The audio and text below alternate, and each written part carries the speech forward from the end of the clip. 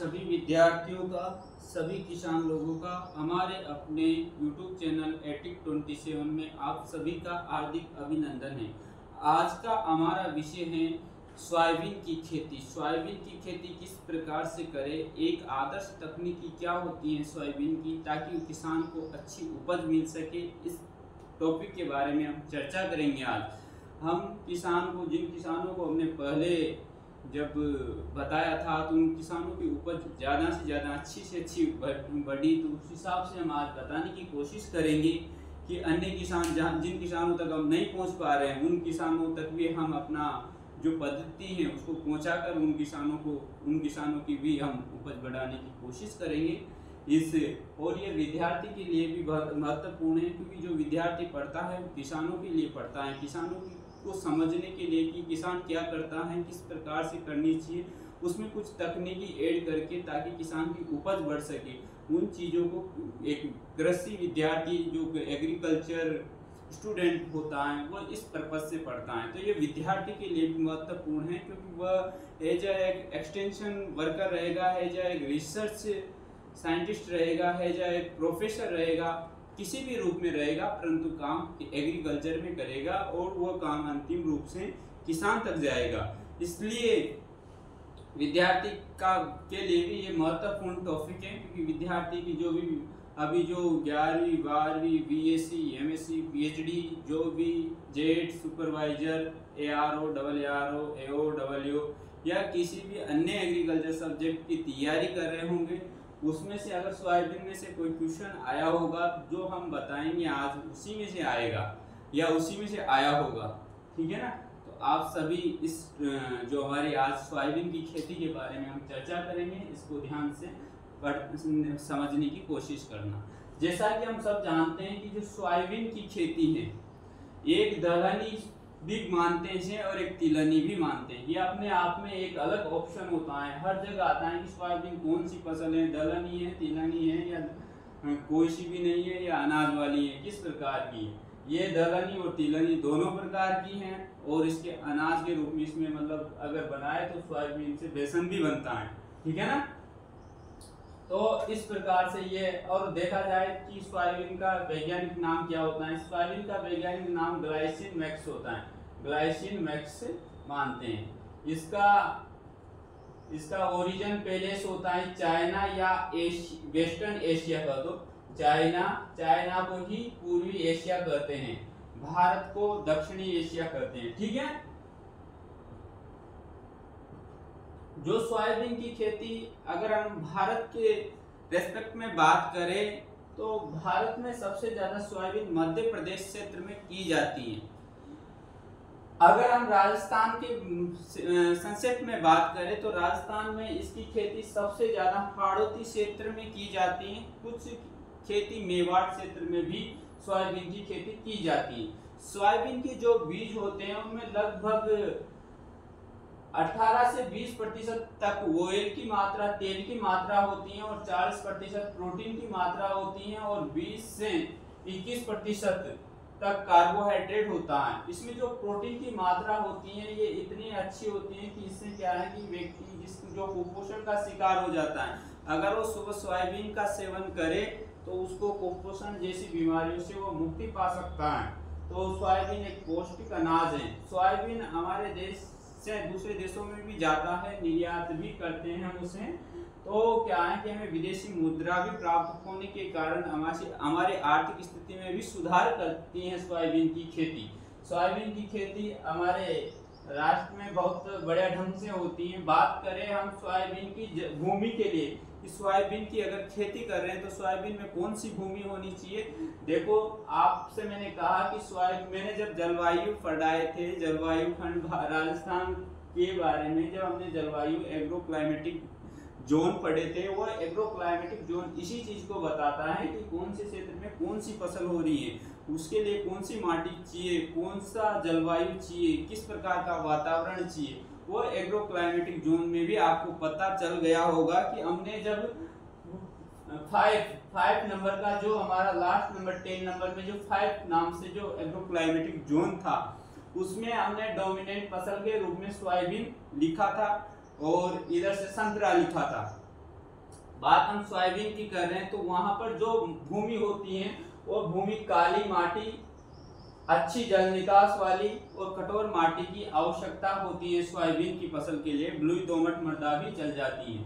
ठीक है, अगर बात करें सोयाबीन के लिए जलवायु की, हमेशा जैसे हमने इस एग्रो क्लाइमेटिक जोन में पढ़ा था कि सोयाबीन के लिए हमेशा एक तो वार्म एंड ह्यूमिड क्लाइमेट की आवश्यकता होती है।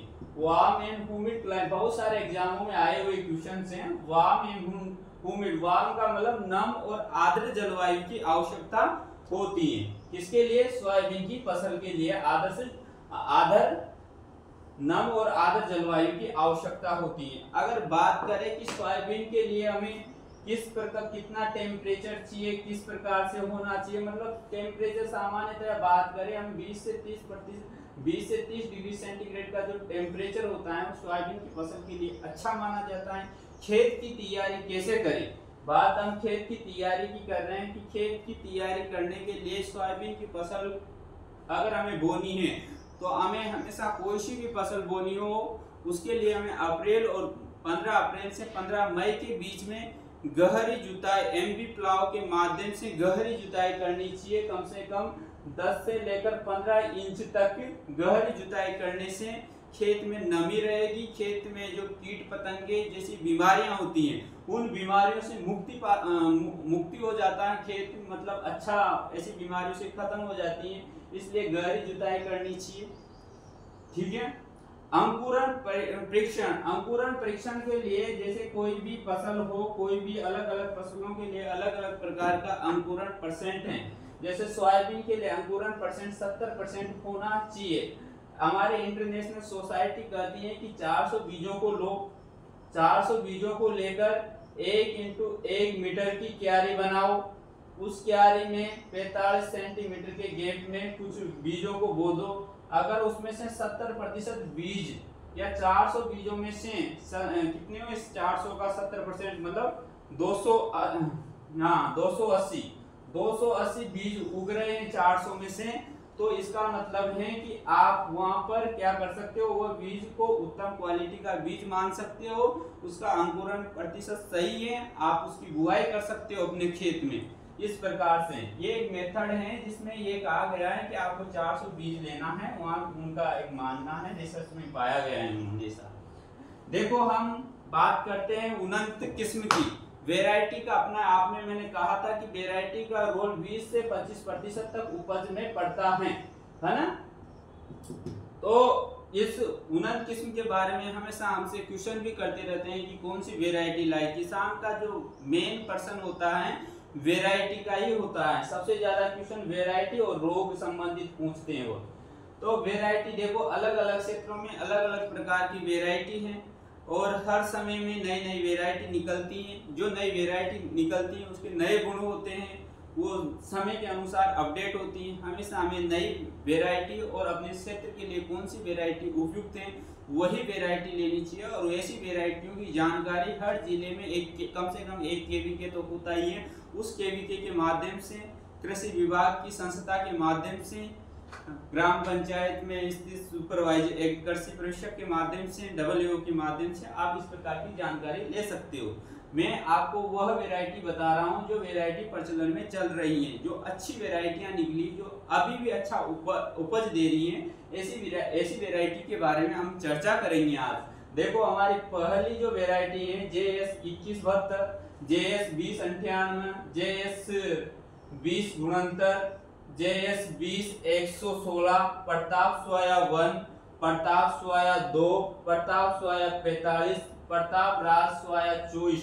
ये प्रताप सोया 2 ये मतलब पहले जो MQT और कोटा यूनिवर्सिटी एक थी, जो कोटा में जो एग्रीकल्चर फार्म है वहां पर इस प्रकार की वेराइटियों को रिलीज वहां पर बनाया। जो कोटा में हमारा ARS है एग्रीकल्चर रिसर्च स्टेशन, वहां से इस प्रकार की वेराइटी को निकाला गया था प्रताप के नाम से, क्योंकि ये इस यूनिवर्सिटी का नाम महाराणा प्रताप कृषि एवं प्रौद्योगिकी विश्वविद्यालय होने के कारण इस यूनिवर्सिटी की वेराइटी है प्रताप सोया 45, प्रताप सोया 1 इस प्रकार की, प्रताप राज सोया 24, NRC 138। आपने सोयाबीन का जो सबसे ज्यादा देखा होगा ये इंदौर क्षेत्र में, इंदौर MP क्षेत्र में सबसे ज्यादा है ना।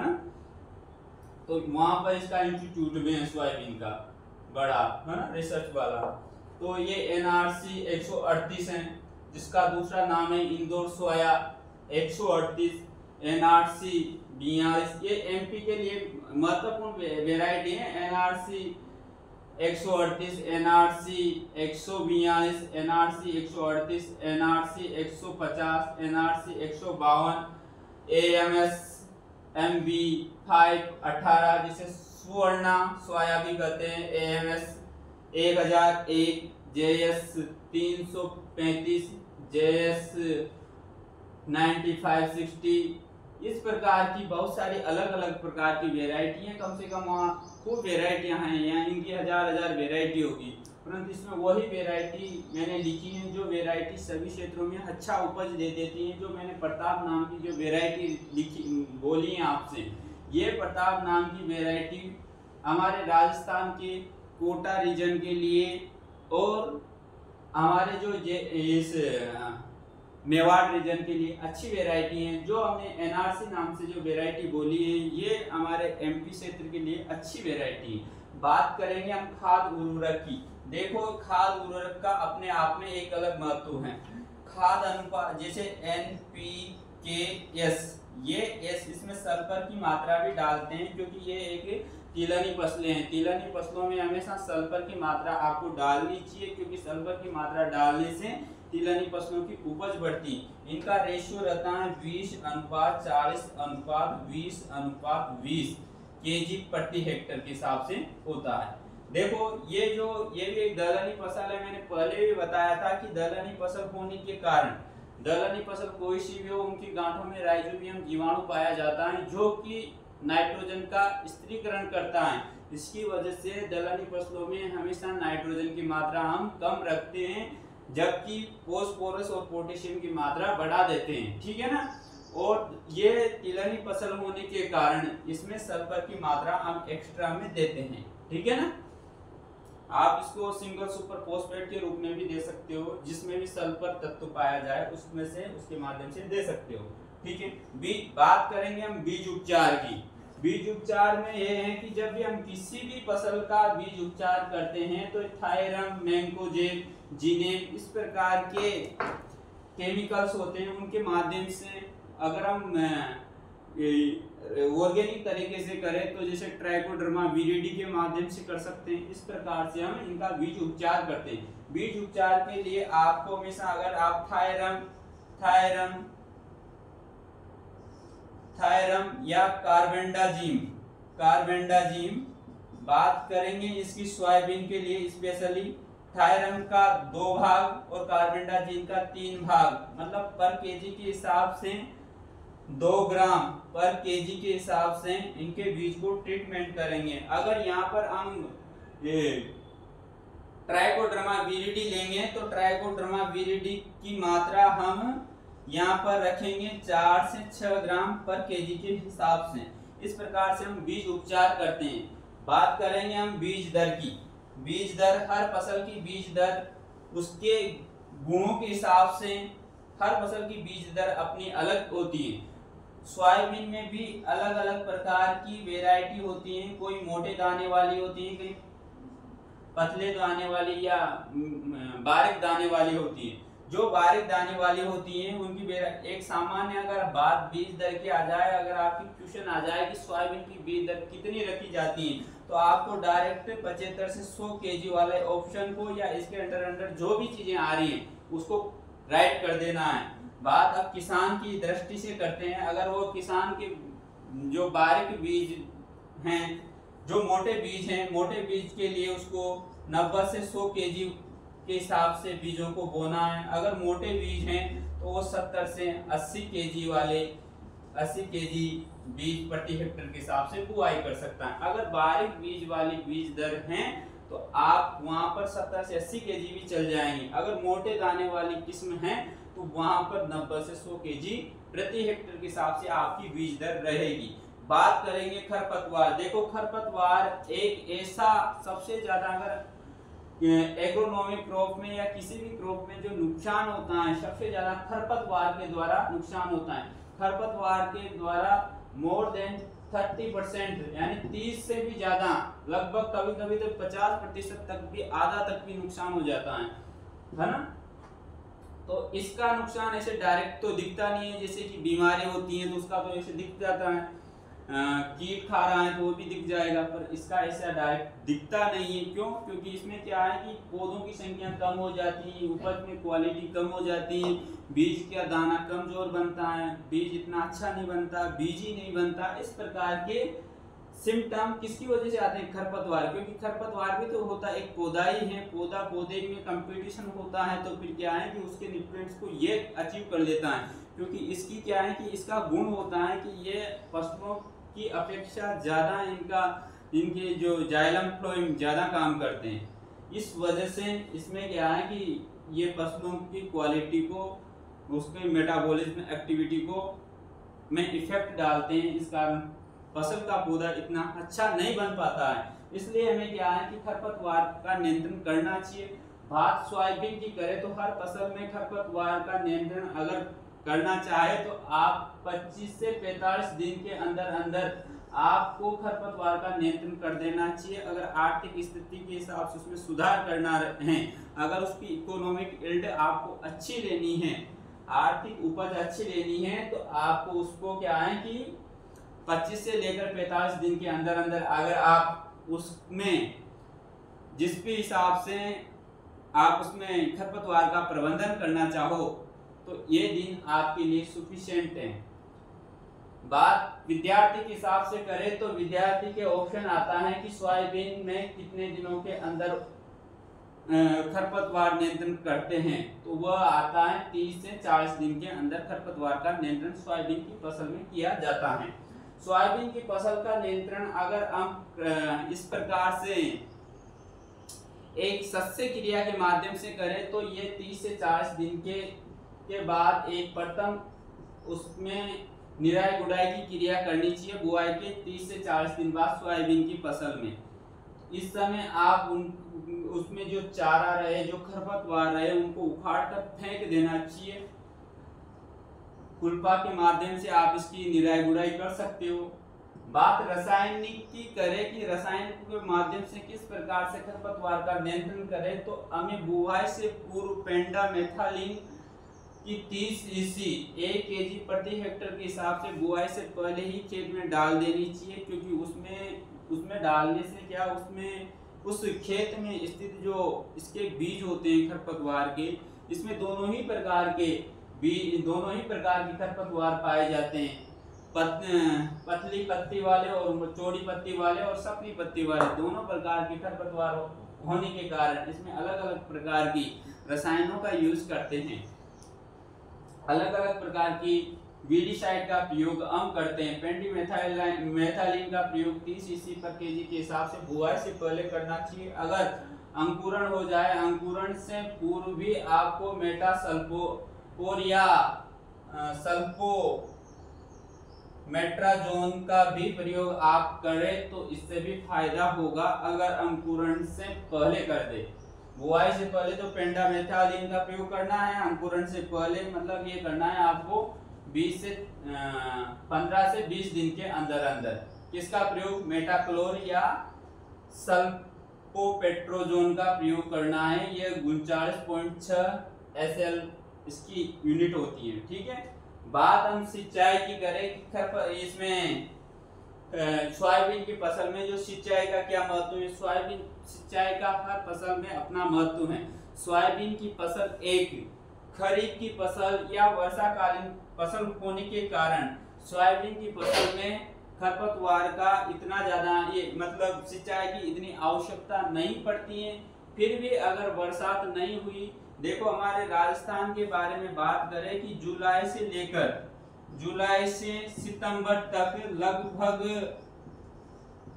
90 से 95% तक वर्षा हो जाती है। और ये जो सोयाबीन की फसल है ये अक्टूबर तक भी आती है। ठीक है ना।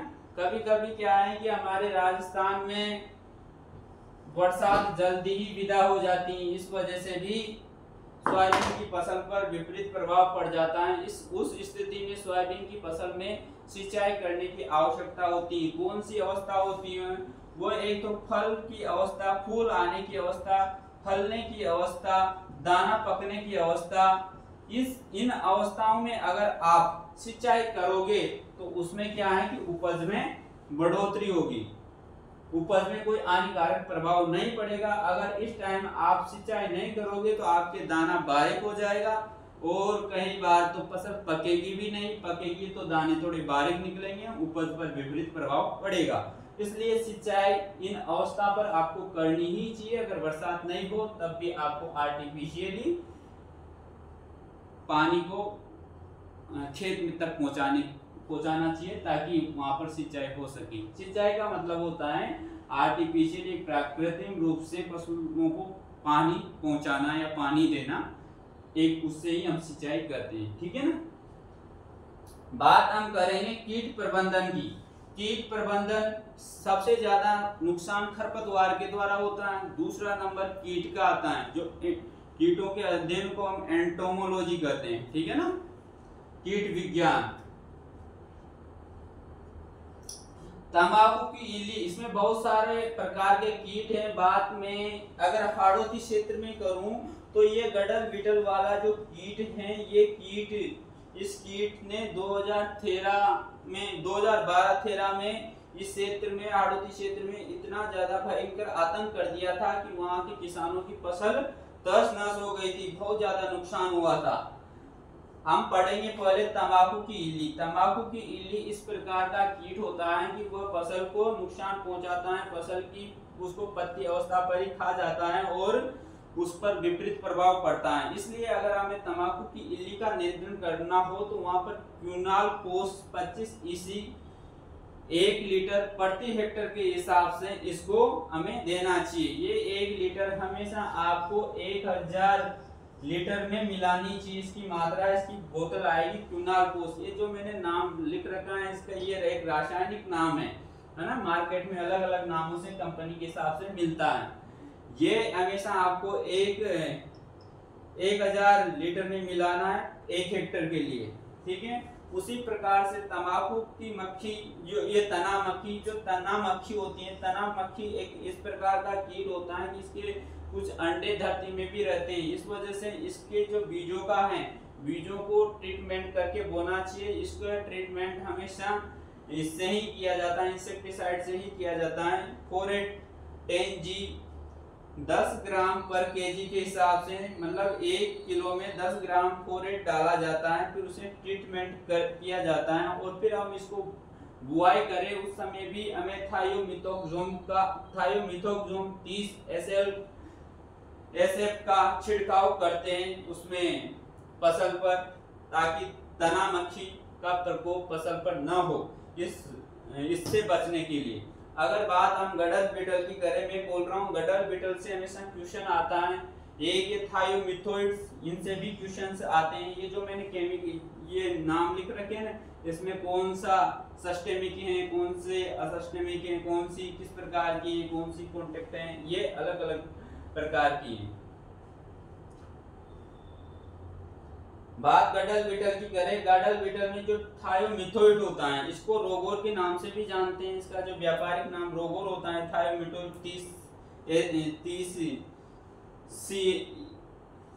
EC का। ठीक है। इसको 1000 ml को 1 हेक्टेयर में 1000 लीटर में मिलाकर इसका छिड़काव करने से इस रोग का प्रकोप कम होता है। ठीक है ना, गडल बीटल रोग का। ग्रीन सेमी लूपर, ये ग्रीन सेमी लूपर एक प्रकार का इंसेक्ट ही होता है, जो मतलब हरे हरे कलर का दिखता है, लूपर जैसा होता है, जो कि फसल को बहुत ज्यादा खाता है, बहुत ज्यादा नुकसान पहुंचाता है। इसके नियंत्रण के लिए आपको प्रोपेनोफोस 50 EC का 1.25 लीटर 1000 लीटर पानी में मिलाकर इसका छिड़काव करने से इस प्रकार के कीट का नियंत्रण किया जा सकता है। लगभग ये जो इंसेक्टिसाइड हैं, सभी इंसेक्टिसाइड अपने अपने में एक प्रकार से स्पेसिफिक हैं। हालांकि इंसेक्टिसाइड का अगर दूसरा कीट भी आ जाए, अगर हमने तंबाकू की इल्ली लगी हुई वो और ये डाल दिया क्विनालपोस, तो क्विनालपोस ऐसा नहीं है कि तंबाकू की इल्ली में ही काम करता है। ये क्या है कि हर कीट का अपना एक फंक्शन होता है। हर कीटों को, बहुत सारे कीटों के अलग अलग ग्रुप होते हैं, अलग अलग फैमिली होती है, तो ये फैमिली ग्रुप के हिसाब से इफेक्ट डालते हैं, है ना। तो इसलिए ये क्या है कि सभी में काम करते हैं। क्विनालपोस दूसरा कीट भी आ जाए तो उसको, उसके लिए कोई अलग से नहीं डालनी पड़ेगी, इससे भी काम हो जाएगा अगर कम मात्रा में। अगर ज्यादा ही मात्रा में वही है, जैसे गडल बिटल ही सबसे ज्यादा है, तो हम रोगोर ही डालेंगे, थायोमिथोइड 30cc ही डालेंगे ताकि उसका नियंत्रण हो सके। बात हम रोग प्रबंधन की करें, सबसे ज्यादा नुकसान किसके द्वारा होता है? खरपतवार के द्वारा, वीड के द्वारा, फिर इंसेक्ट के द्वारा, फिर डिजीज के द्वारा। डिजीज का तीसरा नंबर है, पर अपने आप में ये महत्वपूर्ण है, क्योंकि रोग का नियंत्रण होना भी, रोग बहुत बारीकी अध्ययन होता है, बहुत स्पेसिफिक व्यक्ति इसका अध्ययन कर पाता है। तो रोग का, जैसे पीला मोजेक रोग होता है, पीला मोजेक रोग एक प्रकार का वायरस रोग है, वायरस रोग होता है। हमेशा वायरस का ट्रांसफर कौन करता है? इंसेक्ट ही करता है। इसलिए इसमें क्या है कि व्यक्ति को एंटोमोलॉजी का भी ज्ञान होना चाहिए। उस हिसाब से उसको क्या है कि ये जो मिथाइल डेमेटोन, ये 500 ml, ये 800 ml पर हेक्टर के हिसाब से 1000 लीटर के हिसाब से उसमें छिड़काव करते हैं ताकि उसका वह रोग का नियंत्रण हो सके। अगर जीवाणु जनित रोग हो, जीवाणु जनित बहुत सारे रोग आ गए, अगर जीवाणु जनित के लिए हमेशा कॉपर ऑक्सीक्लोराइड 2 kg प्रति हेक्टर के हिसाब से, या ये नहीं है तो स्ट्रेप्टोसाइक्लिन 200 ग्राम 1000 लीटर वाटर में इसका छिड़काव करना चाहिए घोलकर।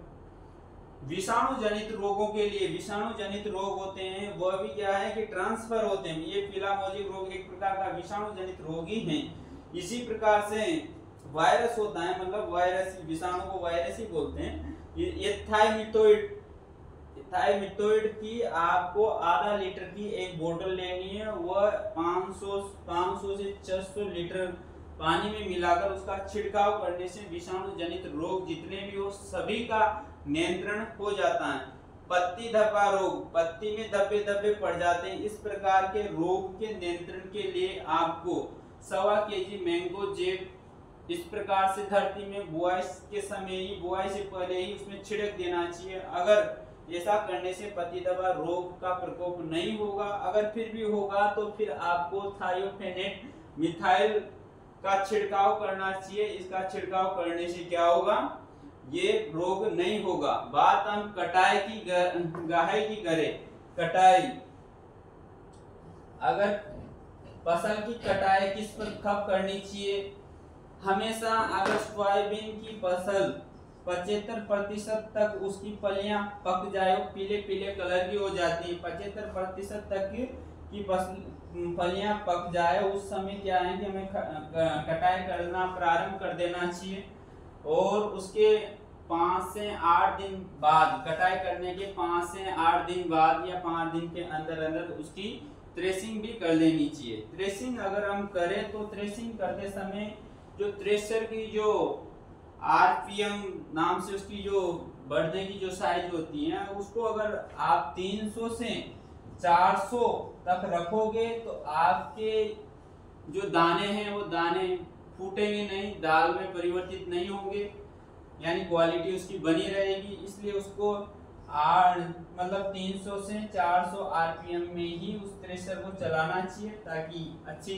और जब वह इनकी जब हमने थ्रेसिंग कर ली उस समय आपके सोयाबीन की जो नमी की मात्रा होनी चाहिए, वह नमी की मात्रा हमेशा 11 से लेकर 13% तक होनी चाहिए। दाल और तिलहनी फसल होने के कारण इसकी स्टोरेज की नमी 6 से 8% तक हो सकती है।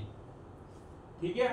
अगर बात करें इसकी उपज, अगर उपज की बात करें कि अगर इसकी उपज कितनी होती है, इसकी उपज अगर आप इस पद्धति से जो मैंने बताया इसी के अनुसार करोगे तो आपकी उपज प्रति हेक्टर के हिसाब से 30 से 35 क्विंटल प्रति हेक्टर निकलेगी। अगर आपने जो मैंने जिस पद्धति के हिसाब से बताया आपको कि कौन सा रोग आए तो कौन सी दवाई देनी चाहिए, आप क्या किसान की सबसे बड़ी गलती ये हो जाती है उसका रोग उसकी फसल में दवाइयां भी छिड़कता है परंतु दवाइयों का प्रभाव सही ढंग से नहीं पड़ता है। क्यों? क्योंकि वो रोग का सही तरीके से चुनाव नहीं कर पाता है।